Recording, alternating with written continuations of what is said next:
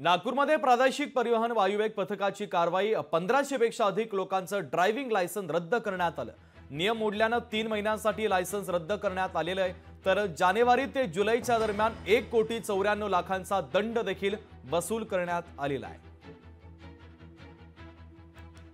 यामध्ये आपण 3 महिन्यासाठी त्यांचं लायसन्स सस्पेंड केलेलं आहे आणि लायसन्स सस्पेंड असताना पुन्हा जर चालवलं त्यांनी तर ते विदाऊट लायसन्स ट्रीट केलं जाईल आणि विदाऊट लायसन्सचा जो काही दंड आहे त्यासाठी ते पात्र राहतं। कुठल्या कायद्याअंतर्गत आपण कारवाई करतो काय सांगू शकता? याच्यामध्ये मोटार वाहन कायदा 1988 चा कलम 19 आणि केंद्रीय मोटार वाहन नियम 1989 चा नियम 21 यामध्ये अशी तरतूद आहे। त्याचप्रमाणे मोटार वाहन कायदा कलम 194 ड मध्ये विदाऊट हेल्मेट जर असेल तर त्याला 3 महिने लायसन्स सस्पेंड करण्याची तरतूद नव्याने करण्यात आलेली आहे।